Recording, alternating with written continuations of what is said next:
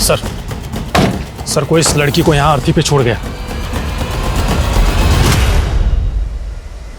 पूजा खोलो जरा।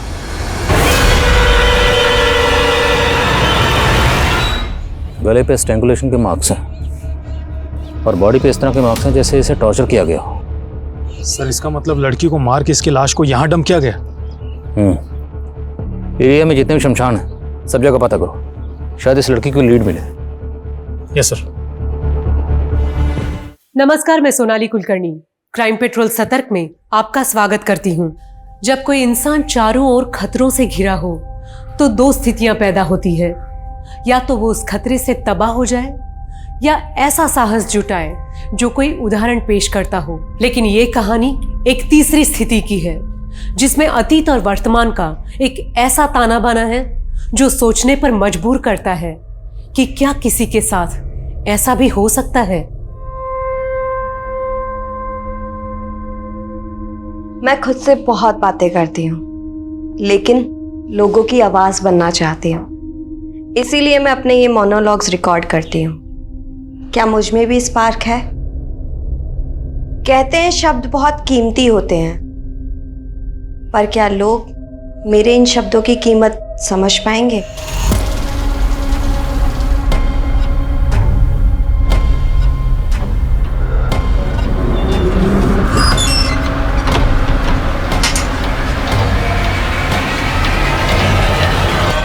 Police control room. इस वक्त की सबसे बड़ी खबर राजपुर रोड से आ रही है, जहां पर एटीएम कैश ले जाने वाली वैन को लूट लिया गया है। कहा जा रहा है कि इस वैन में तकरीबन 10 करोड़ रुपए कैश था।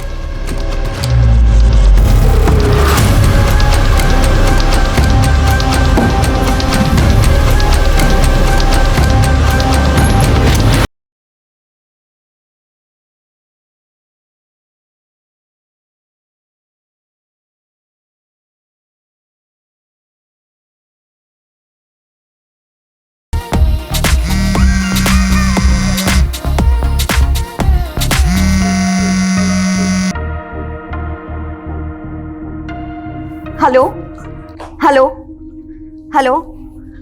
हाँ सर, मैंने अपने सोर्सेज से पता किया है, ये इन्फॉर्मेशन एकदम करेक्ट है। सर एक इलीगल आर्म डीलिंग होने वाली है एक नॉन पॉलिटिशियन और गैंगस्टर के बीच में। सर प्लीज़ मुझे ये स्टोरी कवर करनी है, और सर मैंने स्टिंग की तैयारी भी कर ली है। Thank you so much sir. क्या हुआ उजाली, तुम पार्टी से इतना दूर दूर क्यों भाग रही हो? मुझे और गौतम को साथ में देख के जेलसी हो रही है? रोशाली, मेरी लाइफ में ना इन सब फालतू बातों के अलावा भी बहुत काम है। फालतू बातें? याद है तूने बेट लगाई थी कि गौतम तुझे प्रपोज करेगा, लेकिन वो तो मुझसे शादी कर रहा है। क्या कर रहे हो तुम लोग यार? पार्टी में आया शिखर वार्ता में? कम ऑन यार, लेट्स हैव सम फन ना। चलो यार। नहीं गौतम, मुझे अर्जेंट काम से जाना है। अरे जाली यार, तुम ऐसे नहीं जा सकती। कम ऑन यार, चलो ना। करण, मैंने बोला ना मुझे अर्जेंट काम से जाना है। I have to go. How rude. इसे क्या हो गया? लीव यार, चलो एंजॉय यार।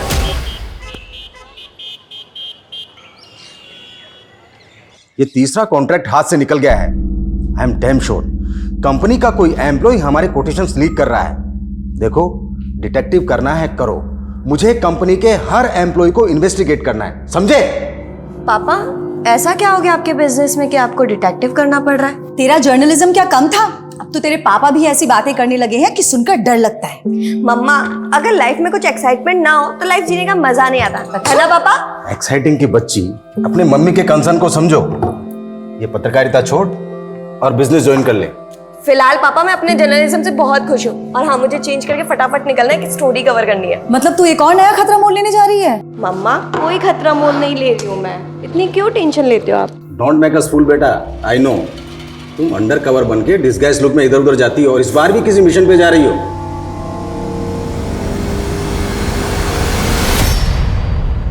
I will expose him. I will expose him. After all, it's a matter of national security. I will expose him. Oh madam, क्या कर रही है? खाना बनाने को बोला था, बीरबल की खिचड़ी नहीं। हाँ, बात कर रही है? किसी लायक नहीं है तू। ना तू पति के पेट की भूख शांत कर सकती है ना शरीर की।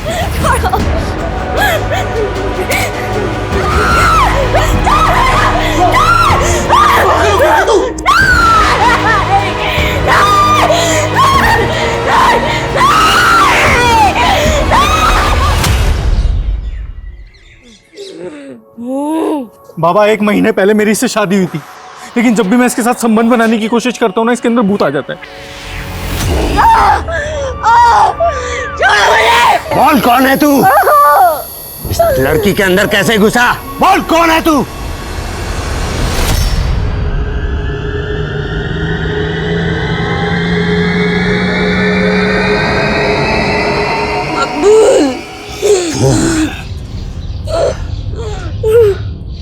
तेरी बीवी के अंदर मकबूल का भूत है। बाबा आप इसका भूत निकाल सकते हो क्या? अरे निकालेंगे नहीं, खरीद भी लेंगे। तू तो बस बोली लगा। बाबा 1100 रुपए। 1100? अरे 1100 में इंसान नहीं पलता, भूत कैसे पालेंगे?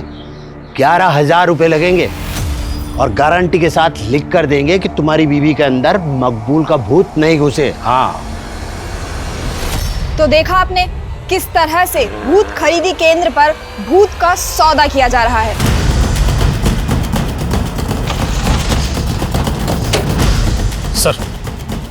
सर कोई इस लड़की को यहाँ अर्थी पे छोड़ गया। पूजा खोलो जरा।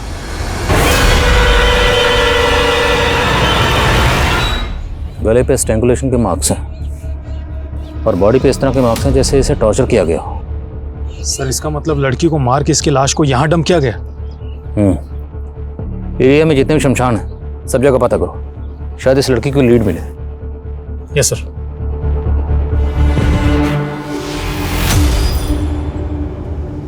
पूजा बड़ी उधर पलटो।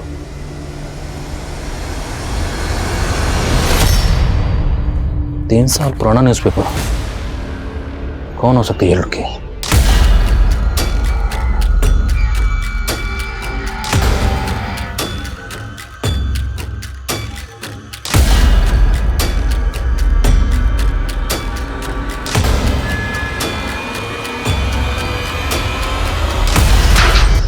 बाहर खोले देख।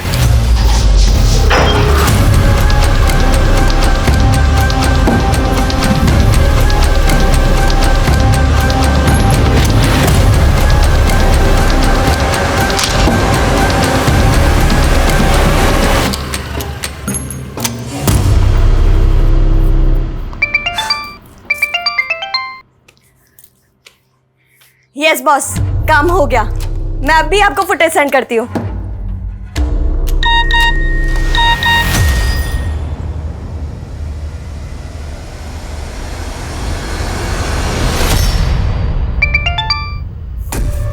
ये क्या बकवास है रुशाली? एक्चुअली ना मैंने गौतम के साथ बहुत मेमोरेबल टाइम स्पेंड किया, सोचा तुझे बता दूं। तू मुझे जेलस फील कराने के लिए इतनी हद तक गिर सकती है, ये मैं सोच भी नहीं सकती थी। तू रुक, अभी मैं गौतम को पूरी सच्चाई बताती हूँ कि तू कितनी गिरी हुई लड़की है।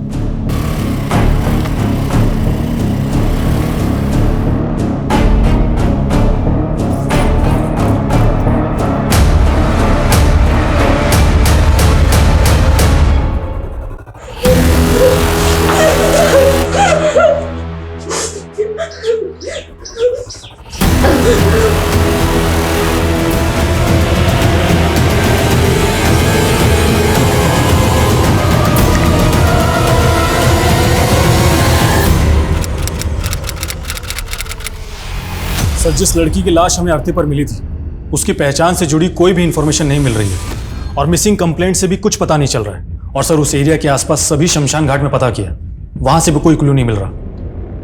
ये नेचुरल डेथ नहीं है। पोस्टमार्टम रिपोर्ट के मुताबिक विक्टिम की मौत गला दबाकर की गई और विक्टिम की बॉडी पर और उसके प्राइवेट पार्ट में प्रोलॉन्ग इंजरीज के मार्क्स हैं। एक काम करो, यहाँ कहीं भी अर्थी का सामान मिलता है वहाँ पता करो, शायद कोई लीड मिले। और विक्टिम की तस्वीर सभी अखबारों और सोशल मीडिया पर सर्कुलेट करवाओ, शायद कोई शिनाख्त के लिए आ गया। सर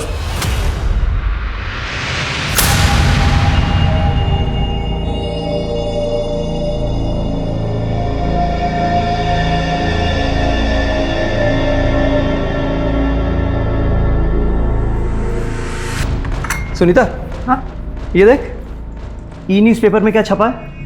ये अज्ञात लड़की की लाश वाला है? अरे नहीं, ये देख, ये जिंदगी वाला। ये सुरेंद्र श्रीवास्तव नाम का आदमी अपनी बेटी के लिए घर जवाई ढूंढ रहा है। हाँ तो? अरे तो मतलब मैं चांस लेके देखूं? हो सकता है मेरी शादी उसकी बेटी से हो जाए। Hello, Kalanagar police station. आप कौन बोल रही हैं? सर, मैंने ही आपको फ़ोन किया था।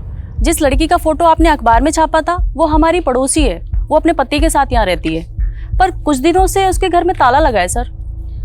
उस लड़की का और उसके पति का नाम क्या है? सर, उसके पति का नाम तो बंसी है, पर लड़की का नाम मुझे नहीं पता। वो पिछले महीने उसे शादी करके यहाँ पर लाया था।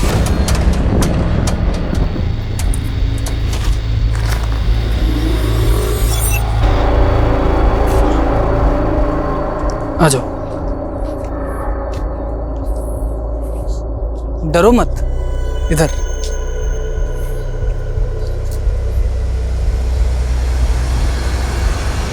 आपके पास उनमें से किसी का फ़ोन नंबर है? जी, उसके पति बंसी का नंबर है मेरे पास, पर वो बंद है नंबर। कोई बात नहीं, आप नंबर दीजिए। खुशबू नंबर। अनुज, ताला तोड़ो।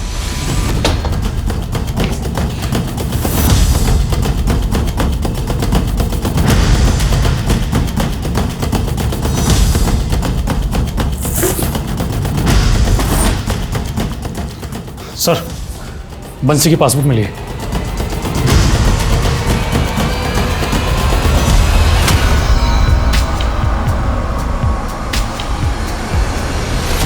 ये दोनों मियाँ बीवी में रिश्ता कैसा था?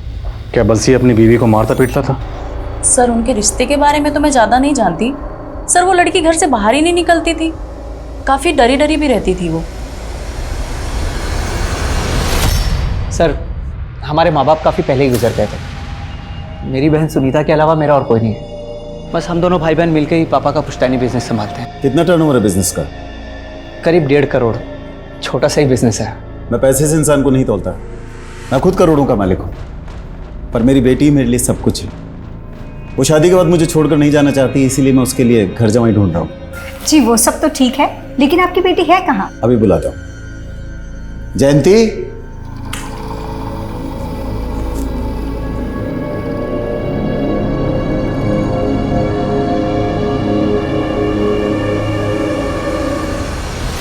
सर, बंसी की ट्रांजैक्शन से पता चला है कि उसके अकाउंट में चौधरी ट्रांसपोर्ट से फंड ट्रांसफर होता था। मैंने चौधरी ट्रांसपोर्ट में पता किया, वो वहाँ पे एक ड्राइवर था और उसकी कंपनी वालों का कहना है कि 11 दिन पहले वो पंजाब एक डिलीवरी लेकर गया था, लेकिन अभी तक लौटा नहीं है। पता करो पंजाब में कहाँ गया था और इस वक्त वो कहाँ है। Okay sir. सर, एक लोकल चैनल न्यूज़ की क्लिप में वो लड़की दिखाई दे रही है जिसका मर्डर हुआ था।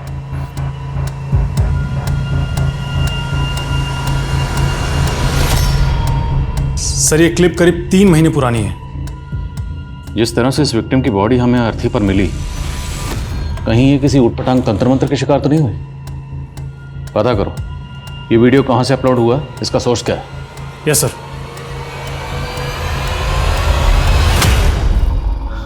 बेटा, शादी पक्की करने से पहले मैं तुमको अपने परिवार की एक रस्म के बारे में बताना चाहता हूँ। पापा अभी सब रहने दीजिए ना। अब बेटा, रस्म है तो निभानी तो पड़ेगी ना। नहीं, प्लीज़ बताइए ना क्या रस्म।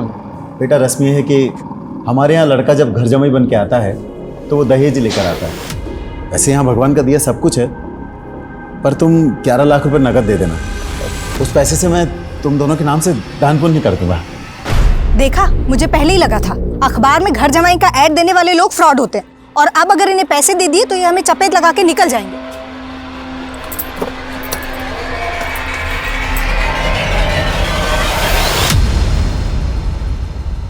नहीं सर, मैंने किसी को टॉर्चर नहीं किया।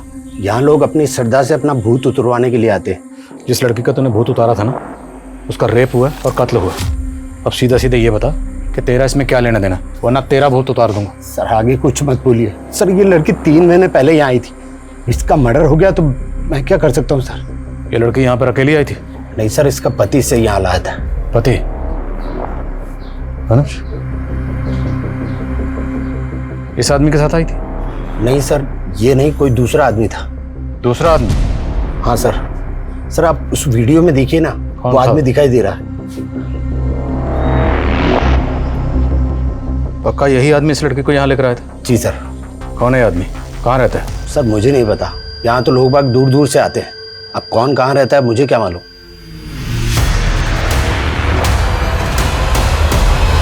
कहा जा रहा था उजाली पे किसी मकबूल नाम के भूत का साया था, लेकिन ये मकबूल वाकई कोई भूत था या ये गुनाहों को छिपाने का कोई षड्यंत्र था। एक तरफ कहा जा रहा था कि उजाली बंसी की पत्नी थी, लेकिन अब पता चला था कोई निरंतर भी उसका पति था। लेकिन उजाली की मौजूदा जिंदगी का परिवेश उसके अतीत से एकदम अलग था। उजाली एक बिजनेस फैमिली से ताल्लुक रखने वाली एक पढ़ी लिखी लड़की थी जो 3 साल पहले तक मीडिया से जुड़ी थी, लेकिन उसका अतीत कई चौंकाने वाले कड़ियों से जुड़ा था, जिसका एक पहलू उजाली की दोस्त रुशाली का मर्डर था।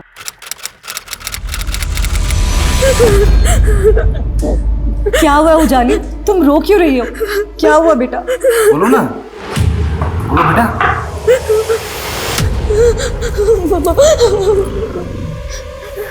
ले चलो इसे। कहाँ ले जा रहे हो उसे? नहीं उजाली, पापा मैंने कुछ नहीं किया पापा। सुनिए तो सही, फ्रेंड रुशाली का मर्डर किया है तुमने। नहीं पापा मैंने कोई मर्डर नहीं किया पापा। रुशाली के घर के बाहर सीसीटीवी में कैप्चर हुई थी तुम। तुम्हारे कपड़ों पर खून लगा हुआ था। मर्डर करके भागी थी वहां से।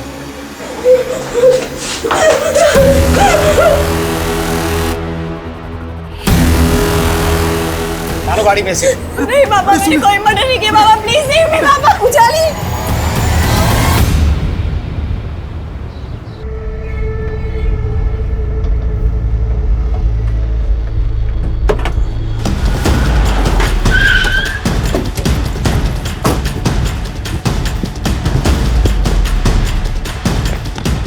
मैंने कुछ नहीं किया, मैंने कुछ नहीं किया, मैंने कुछ नहीं किया साहब, मैंने कुछ नहीं किया साहब। मैं तो मेरे काम से पंजाब गया हुआ था साहब। वहाँ अखबार में देखा कि मेरी बीवी का यहाँ पे मर्डर हो गया, तो मैं डर गया था साहब। सब पता है हमें। तो एक लंबे अरसे से अपनी बीवी को फिजिकली और सेक्सुअली अब्यूज कर रहा था। तूने उसको नहीं साहब, हमारे तो शादी के बाद भी शारीरिक संबंध नहीं बने थे साहब। मैं सच कह रहा हूँ साहब, अभी 15 दिन पहले तुम उसको सही सलामत छोड़ के गया था साहब। पूजा, मुझे पंजाब से वापस लौटने में 6-7 दिन लग जाएंगे। तुम ध्यान रखना अपना। हाँ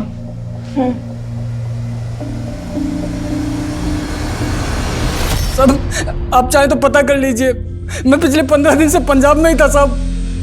मैंने पूजा को नहीं मारा साहब। तुम्हारी बीवी का नाम पूजा है? हाँ साहब। कहाँ की रहने वाली थी? परिवार में कौन कौन है?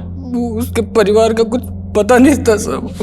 तेरी बीवी थी तो कहाँ की रहने वाली थी? परिवार में कौन कौन है? तुझे कुछ नहीं पता? दरअसल वो मेरे दोस्त की बीवी थी साहब। क्या? हाँ साहब, उसका पहला पति उसको बहुत मारता था साहब। वो मेरी बीवी है बे। तू कौन होता है बे बीच में बोलने वाला? हाँ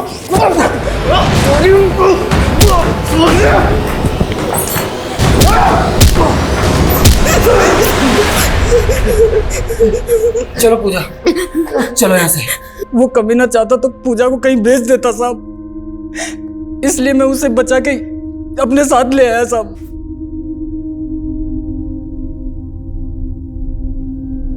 पानी, डरो मत पूजा। मैं तुम्हें तुम्हारे परिवार के पास पहुंचा दूंगा। बताओ, कहाँ रहता है तुम्हारा परिवार? पूजा ने मुझे कुछ बताया नहीं साहब, और इसलिए उसे सहारा देने के लिए मैंने उससे दूसरी शादी कर ली।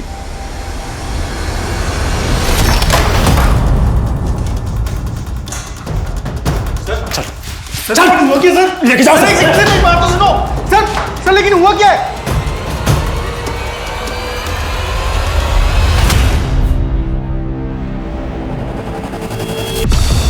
साहब वो बंसी झूठ बोल रहा है साहब। सब सच ये है कि पूजा का दिमाग खराब था साहब।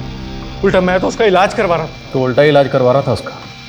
काफ़ी लंबे अरसे से उसको टॉर्चर कर रहा था और उसे फिजिकली और सेक्सुअली अब्यूज भी कर रहा था। साहब सच बात तो ये है कि मैं कभी पूजा के साथ फिजिकल रिलेशन बना ही नहीं पाया साहब। मैं जब भी उसके पास जाता रहा उल्टा मुझे मारने को दौड़ती थी साहब। तो इसलिए तूने उसे मार दी? साहब मैं क्यों मारूंगा उसको साहब, उसका दिमाग बिल्कुल खराब था। सच बताऊं तो औरत कभी मुझे समझ ही नहीं आई साहब। कभी तो गवार वाली हरकत करती थी, कभी अंग्रेजी में बड़बड़ाती थी। I will expose him. I will expose him. After all, it's a matter of national security. I will expose him. Pooja के पेरेंट्स कहाँ रहते हैं? वो अनाथ थी साहब। 6 महीने पहले एक सामूहिक विवाह में मेरी उससे शादी हुई थी। सामूहिक विवाह? हाँ साहब वो मुकेश नाम का एक सामाजिक कार्यकर्ता है, उसने ही हमारी शादी कराई थी। ये लीजिए, हमारा एनजीओ 21 अनाथ लड़कियों की शादी करवा रहा है और मैंने सुना है कि तुम्हारी भी शादी नहीं हो रही है, तो तुम चाहो तो इनमें से किसी एक लड़की के साथ एनजीओ द्वारा आयोजित सामूहिक विवाह सम्मेलन में शादी कर सकते हो। सर ये वाली साहब मुझे नहीं मालूम था कि जिससे मेरी शादी हुई थी वो दिमाग से खिसकी हुई थी। मुकेश और उस एनजीओ की डिटेल्स हो जिन्होंने तुम्हारी शादी करवाई थी। ठीक है साहब। जयंती, याद है तुमने कहा था जब तक हम दोनों एक दूसरे को ठीक तरह से जान नहीं लेते तब तक किसी को जानने के लिए उसके करीब आना ज़रूरी होता है। कहीं तुम नपुंसक तो नहीं, इसलिए घर जवाई बनने के लिए तैयार हो गए? ये क्या कह रही हो तुम? जयंती, सोच के तो बोलो। अगर ऐसा नहीं है तो फिर दिखाऊंगा, दिखाओ मुझे अपनी मुंडानी। जयंती, लेकिन सर कहीं से भी ये पता नहीं चल रहा है कि उन्होंने वो अर्थी कहाँ से खरीदी होगी जिस पे पूजा की लाश मिली थी। सर मुकेश का फोन काफी महीनों से बंद है, वो भी गायब है। और निरंतर ने जिस एनजीओ के बारे में हमें बताया था वो एनजीओ वाले किसी भी मुकेश को नहीं जानते और ना ही कोई सामूहिक विवाह करवाते। मतलब निरंतर ने झूठ बोला, पर फिर भी ये मुकेश गायब क्यों है? और निरंतर और बंसी ने बताया कि उनके पूजा के साथ किसी तरह के कोई फिजिकल रिलेशन नहीं थी, जबकि पोस्टमार्टम रिपोर्ट के मुताबिक पूजा को लंबे अरसे से फिजिकली और सेक्सुअली टॉर्चर किया जा रहा है। सर हो सकता है बंसी और निरंतर दोनों मिलकर हमें घुमा रहे हैं, शायद दोनों ही उसका रेप करते हो। और निरंतर ने बताया कि पूजा कभी कभी अकेले में इंग्लिश में बड़बड़ाती थी। आई will expose him. After all it's a matter of national security. तो मुमकिन है कि पूजा किसी पढ़ी लिखी फैमिली से बिलोंग करती और ज़हनी हालत खराब होने की वजह से गलत लोगों के चंगल में फंस गई। सर हमने निरंतर के घर की भी तलाशी ली तो वहां पर हमें एक रसीद मिली है जिस पर किसी मकबूल भूत की खरीदी के बारे में लिखा गया है। मकबूल भूत? हाँ सर। और सर निरंतर की घर की दीवार पर ब्रेकिंग न्यूज़ लिखा हुआ था और वहीं हमें कुछ ऐसे पेपर्स मिले हैं जिसमें कुछ इंग्लिश में लिखा हुआ है। और सर निरंतर ने हमें बताया था कि पूजा ये सब ट्रांस में आकर लिखा करती थी। ये तो किसी न्यूज़पेपर के हेडलाइन की तरह लग रहा है। विक्टिम की बॉडी हमें जिस अर्थी पर मिली थी उस पर कुछ न्यूज़पेपर थे। उन न्यूज़पेपर की हेडलाइन को इन हेडलाइन से मैच करके देखो कोई कनेक्शन बनता है। और पूजा की तस्वीर को इंडिया के सभी थानों में सर्कुलेट करवाओ। आई थिंक हमें पूजा के केस को समझने के लिए पूजा और उसकी स्टेट ऑफ माइंड को समझना पड़ेगा। Yes sir. सर मैं एक जर्नलिस्ट हूँ और मैं एक सीक्रेट मिशन पर काम कर रही थी। रुशाली केस में मुझे ज़बरदस्ती फंसाया जा रहा है ताकि मुझे मेरे केस से दूर किया जा सके। कहानियां सुनाकर तुम हमें नहीं उलझा सकती। रुशाली की मौत के वक्त तुम उसके घर में मौजूद थी। सर मैं वहाँ सिर्फ गौतम से मिलने गई थी और जब मैं वहाँ पहुँची तो मैंने देखा कि गौतम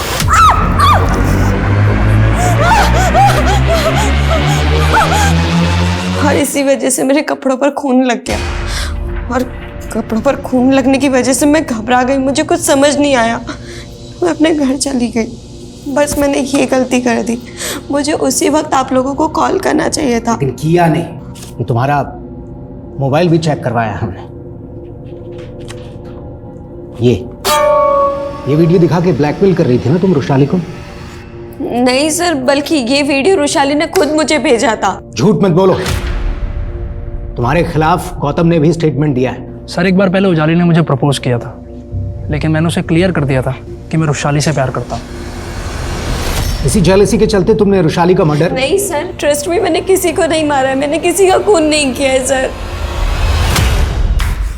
बेटा एनजीओ तो क्या, तो जिस मोहल्ले में रहता है ना वहां भी आज तक कोई सामूहिक विवाह नहीं हुआ है। पूजा को कहां से लाया था? बोल। सब मुकेश लाया था पूजा को मेरे पास। कहां से लाया था? साहब 51,000 रुपये में खरीदा था मैंने मुकेश से पूजा को साहब, लेकिन मेरी कोई गलत मंशा नहीं थी साहब। मेरी शादी नहीं हो रही थी और मुझे अपना घर संभालने के लिए एक औरत चाहिए थी। तो ये मकबूल कौन है? साहब वही तो वो भूत है जो पूजा में घुसा था। निरंतर और चिराग बाबा मकबूल को भूत बता रहे हैं। तो जब पूजा तुम्हारे साथ रह रही थी, पूजा ने कभी भी तुम्हारे सामने इस मकबूल का जिक्र किया था? मकबूल? नहीं सर, लेकिन अक्सर वो नींद में बहुत बेचैन हो जाती थी सर। नहीं, छोड़ो, नहीं नहीं, छोड़ो मुझे, छोड़ो, पूजा, पूजा क्या हुआ? पूजा नींद में यासिर का नाम बड़बड़ाती थी, तो आपने कभी किसी यासिर को पूजा के साथ देखा था? मुझे नहीं पता ये यासिर और मकबूल कौन है, लेकिन कुछ तो बहुत बुरा हुआ था सर पूजा के साथ, जिससे उसकी दिमागी हालत इतनी बिगड़ गई। मकबूल और यासिर, ये दोनों कौन हैं, कहाँ के रहने वाले हैं, कोई नहीं जानता, और ना ही इन दोनों को किसी ने देखा है। और अभी तक की तहकीकात के मुताबिक मुकेश ही वो आखिरी शख्स है जो पूजा को यहाँ लाया था। तो मुकेश के कॉल रिकॉर्ड चेक करो, और चेक करो कि उसमें मकबूल और यासिर का कोई नंबर मिलता है। Yes sir.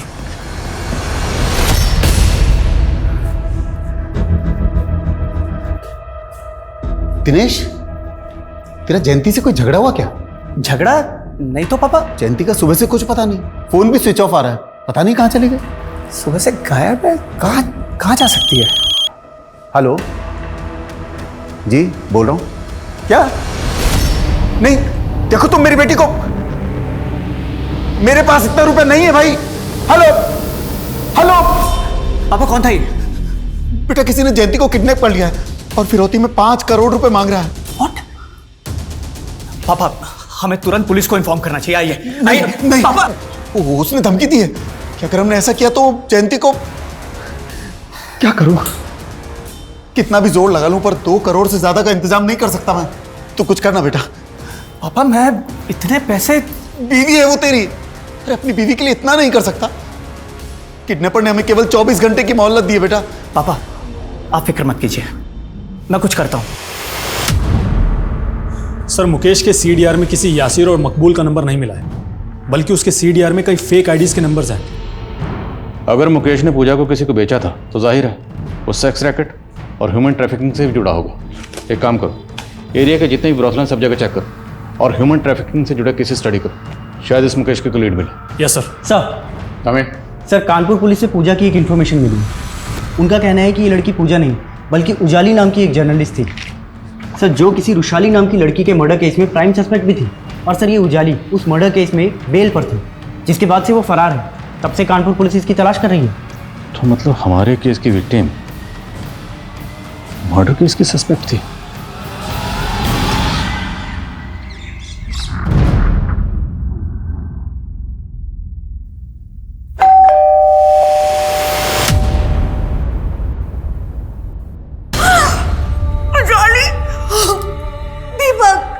आप जानते थे कि 3 साल से आपकी बेटी उजाली कहाँ रह रही थी?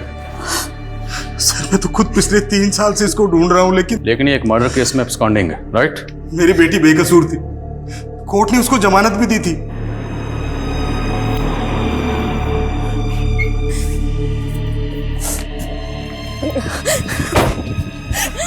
जमानत पर बाहर आने के बाद उसको किसी ने अगवा कर लिया था सर। किसने अगवा किया था? कौन था वो? ये तो नहीं मालूम, लेकिन उसके साथ साजिश हुई थी। हमने उसकी मिसिंग कंप्लेंट भी पुलिस में लिखवाने की कोशिश की थी सर, लेकिन पुलिस ने हमारी कंप्लेंट तक दर्ज नहीं की, उल्टा उस पर फरार अपराधी का टैग लगा दिया सर। कहीं ऐसा तो नहीं कि मर्डर चार्जेस से बचाने के लिए आपने खुद ही अपनी बेटी को कहीं भेज दिया छुपने के लिए? नहीं सर, मैं तो पिछले 3 साल से उसकी तलाश में था। मैंने सपने में भी नहीं सोचा था कि एक दिन उसकी मौत की खबर सुनने को मिलेगी। आपकी बेटी उजाली पूजा बनकर कोटा में इन लोगों के साथ में रह रही थी। इनमें से किसी को जानते हैं आप? नहीं। उजाली मर्डर केस अब 3 साल पहले हुए रुशाली मर्डर केस के रहस्य उजागर कर रहा था, जिसमें पुलिस की जांच को दोहरे मापदंडों में उलझा के रख दिया था। उजाली ने 3 साल पहले रुशाली का मर्डर किया था या नहीं, इसके साथ पुलिस को यह भी पता करना था कि उजाली की जिंदगी में मुकेश, निरंतर और बंसी कैसे आए और मकबूल और यासिर कौन थे। आखिर उजाली का उनसे क्या वास्ता था।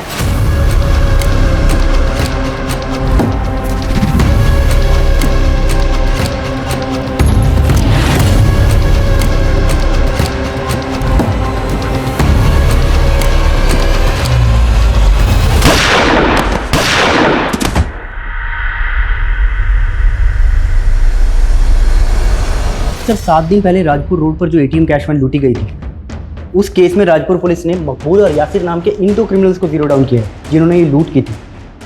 सर हमारे केस में भी तो मकबूल और यासिर यही दोनों नाम सामने आए और अब राजपुर पुलिस इन दोनों को ढूंढ रही है। पर हमारे केस में जो यासिर और मकबूल के नाम सामने आए हैं उन किसी ने देखा नहीं है, उनके सिर्फ नाम सामने आए थे। अब ये महज इत्तफाक है कि इन दोनों के नाम भी सेम हैं, क्या ये दोनों वही हैं? राजपुर पुलिस से कांटेक्ट करो और पता करो कि इन दोनों का हमारे केस से कनेक्शन बैठता है। साहब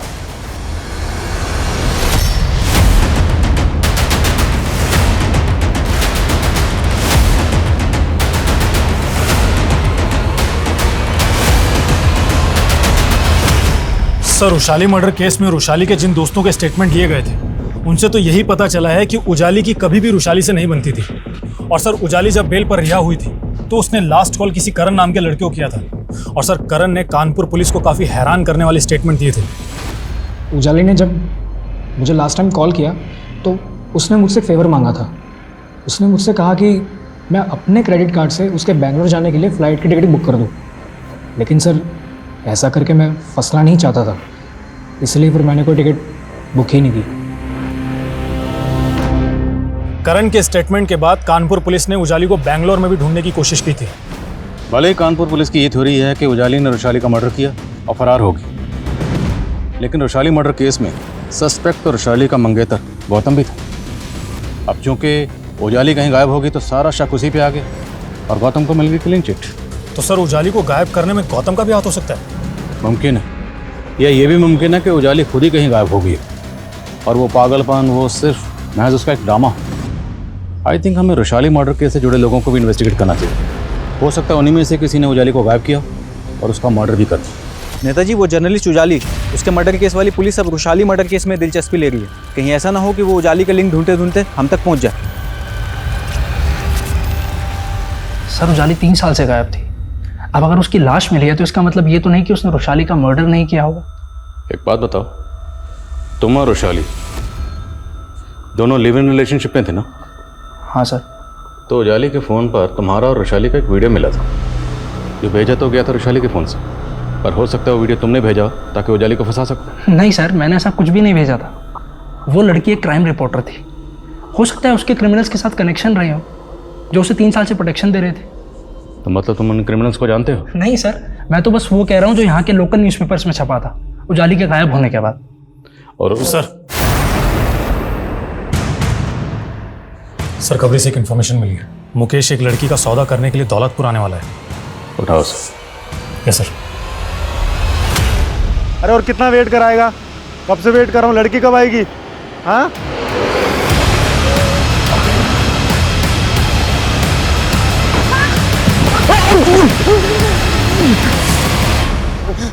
सब मैं सब कुछ बताता हूँ सब मैं मानता हूँ कि मैंने उस लड़की को निरंतर को बेचा था, लेकिन साहब मैंने उसको मारा नहीं साहब, मैं सच कहता हूँ। अब ये बता कि लड़की तेरे हाथ कैसे लगी थी? उस लड़की को मैंने 2 क्रिमिनल से खरीदा था। वो लड़की उनकी सेक्स स्लेव थी साहब। उनका नाम यासिर और मकबूल है। उन दोनों का जब उस लड़की से जी भर गया तो उन्होंने मुझे भेज दिया साहब। क्या यही दोनों मकबूल और यासिर हैं? हाँ साहब, यही दोनों हैं। ये दोनों कहाँ मिले और उजाली इनके हाथ कैसे लगी? बोल। मैं कुछ नहीं जानता हूँ साहब, इसके अलावा मैं कुछ नहीं जानता हूँ, मैं सच कहता हूँ साहब। हेलो,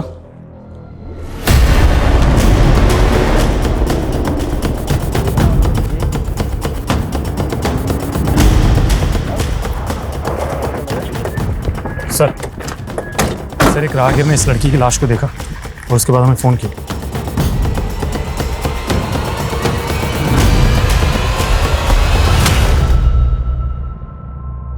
ठीक है, फिर भी आसपास चेक करो, कोई सीसीटीवी है क्या, और बॉडी को पोस्टमार्टम के लिए भेजो। Yes sir. सर, ये पर्स मिला है, इसी लड़की का है। पर्स में आधार कार्ड, एटीएम कार्ड और कैश भी है।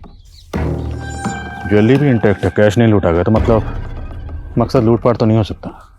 नाम क्या है? शांति श्रीवास्तव। फैमिली से कांटेक्ट करो। सब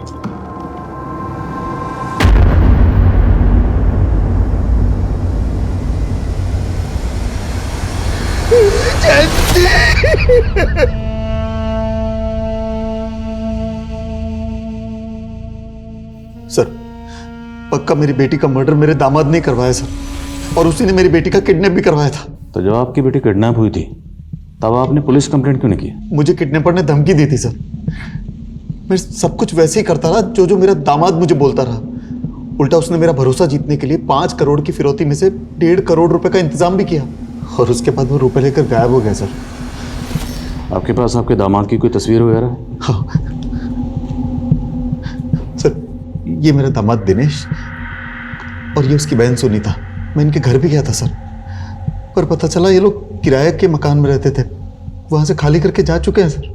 कोई बात नहीं, जहाँ पे आपका दामाद किराए पर रहता था वहाँ का एड्रेस दीजिए और उसके एड्रेस आप जाइए इनके साथ।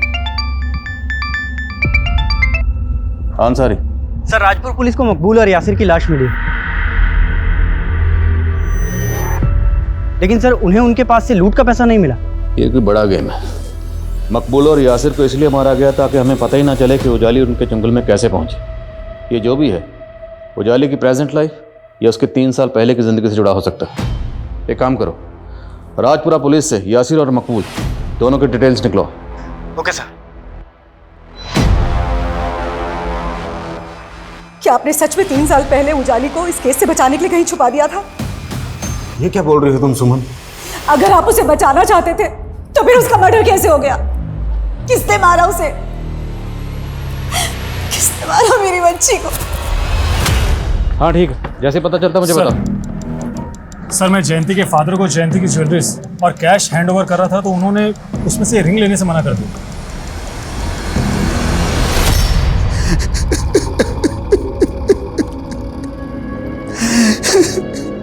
ये बाकी सब तो जयंती का है सर, पर ये तांबे की अंगूठी जयंती की नहीं है सर। लेकिन ये अंगूठी तो आपकी बेटी की उंगली पर ही मिली है। पर जयंती तांबा पहनती नहीं थी, उसे ज्योतिषी ने मना किया था। अगर जयंती तांबे की रिंग नहीं पहनती थी तो फिर ये तांबे की रिंग उसकी उंगली में कैसे आई?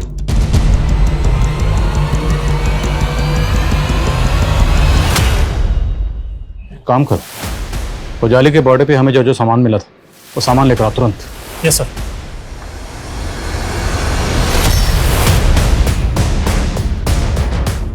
Exactly same.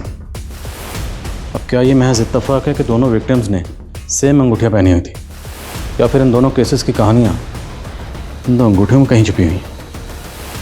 तो मतलब जयंती और उजाली का केसेस आपस में कनेक्टेड है और पूरे चांसेस हैं कि दोनों का कातिल कोई एक ही है। दिनेश और सुनीता की लीड? सर, फिलहाल तो उन दोनों के बारे में कुछ भी पता नहीं चल रहा है। जितनी जल्दी हो सके पता करो, और ये भी पता करो क्या उजाली का इन दोनों से कोई कनेक्शन था। और हाल फिलहाल में जितने भी इस तरह के मर्डर केसेस हुए सब स्टडी करो, चेक करो क्या उन केसेस में कोई ऐसा केस है जिसकी सिमिलरिटी हमारे केस से। Okay sir.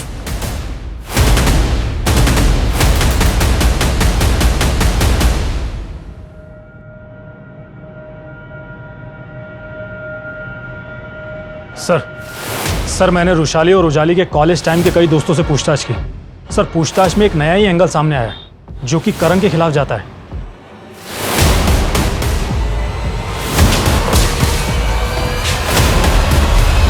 सर देखिए, मैंने जो आपको पहले बताया था मैं अब भी वही कहूँगा।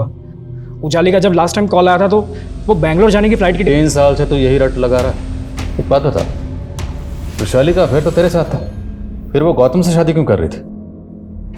क्या सबूत है आपके पास? और आप लोग इस तरह से मुझे देखिए सर, आप जानते नहीं मेरे पापा कौन है। मेरे पापा की पूरी पोल हम खोल चुके हैं, सब पता है किस तरह का धंधे करते हैं वो। दूसरों की ज़मीन हड़पने के लिए मकबूल और यासिर जैसे गुंडों का सहारा लेते हैं। अब सीधे बोल, वरना तू किसी के सहारे के लायक नहीं बचेगा। नहीं बोलेगा? उधेड़ो जरा इसको। बता दो सर, बता दो। बोल। करण, तुम यहाँ? मैं रुशाली से बहुत प्यार करता था, लेकिन वो मुझे छोड़ उस गौतम के प्यार में पागल थी, इसलिए फिर मैंने उसे मार दिया।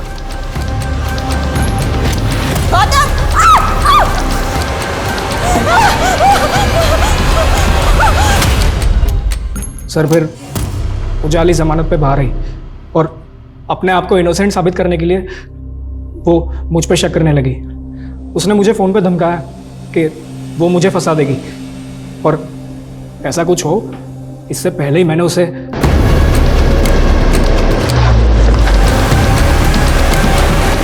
सर मैंने उन दोनों बेवकूफ़ों को बोला था कि उजाली को मार के गायब कर दे, लेकिन पहले उन दोनों ने उसके साथ मज़े किए, फिर पैसों के लालच में उसे बेच दिया। और यहाँ आप लोग वैशाली मर्डर केस में लग गए, तो मुझे लगा कहीं मैं ना फंस जाऊँ, इसलिए फिर मैंने उन दोनों को भी मार दिया।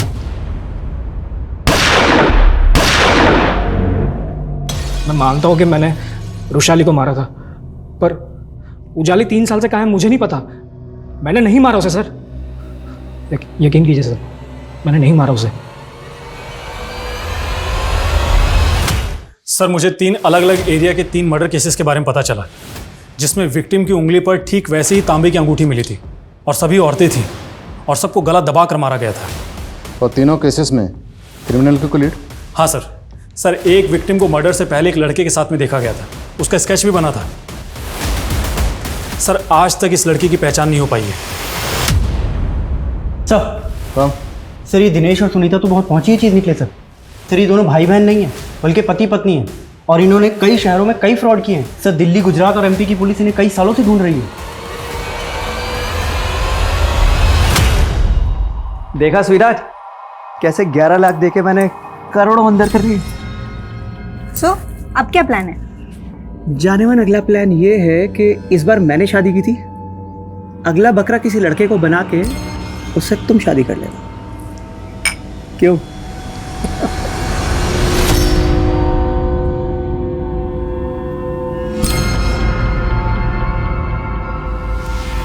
क्या कर रहा है तू? मुझे शादी करनी है, मेरी शादी करवा दो, वरना मैं ना इधर से कूद जाऊंगा मैं। पागल हो गया तू? दिमाग खराब हो गया तेरा? इस स्केच को अच्छे से देखो, इस आदमी को जानते हो? साहब इसको तो मैं जानता हूँ, इस पे भी भूत आता था। जब मैं बंसी के घर जाता था उसे मिलने, तो इसकी बहन ने ही मुझे चिराग बाबा के बारे में बताया था। बहुत घुमा लिया तूने हमें, बोल कहाँ है तेरा भाई?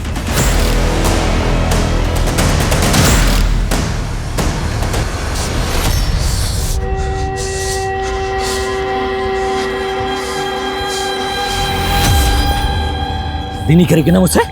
शादी नहीं करेगी मुझसे?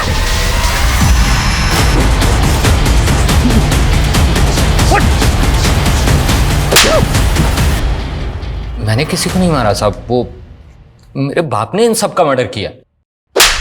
कम से कम मरने के बाद तो अपने बाप को सुकून से रहने दे।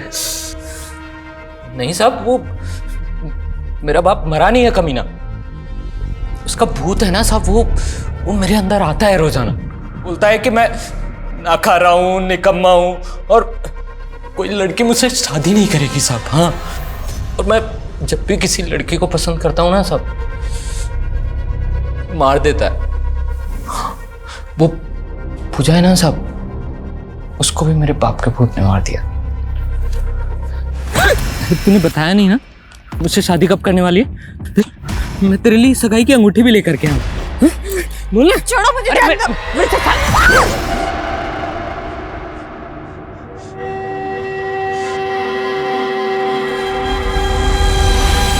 तूने पूजा की लाश को अर्थी पर क्यों रखा था? मैंने जब उसको मारा था ना साहब, तो वहाँ एक अर्थी पड़ी थी, लावारिस। हाँ, तो मैंने बांध दिया साहब, सोचा कि मुक्ति मिल जाएगी उसको, बस ऐसे ही। और जयंती, उसको क्यों मारा? उसके बाप ने इश्तिहार दिया था शादी का, और जब मैं पहुंचा ना वहाँ पे तो शादी हो चुकी थी साहब। फिर मैंने एक दिन देखा कि उसका जो पति है ना साहब, वो उसको है ना कार से बीच रास्ते में छोड़ करके भाग गया था।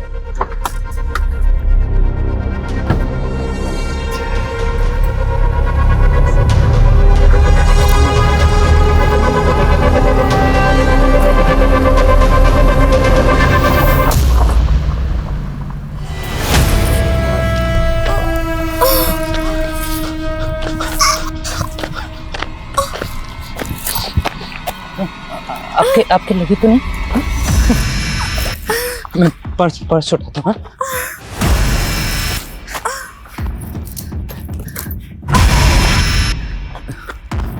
पति था ना तुम्हारा? हाँ? एक काम करो, तुम मुझसे छोड़ दो। हाँ, मुझसे शादी कर लो। हाँ, मुझसे शादी कर लो ना। क्या बोल रहे हो? अरे मुझसे शादी कर लो ना। मुझे छोड़ो, छोड़ो मुझे।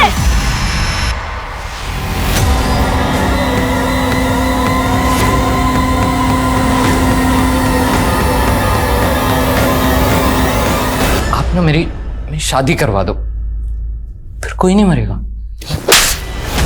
शादी नहीं, तेरी बर्बादी होगी। और चिंता मत कर, इस जेल से अब तुझे कभी मुक्ति नहीं मिलेगी, यही सड़ेगा जिंदगी भर।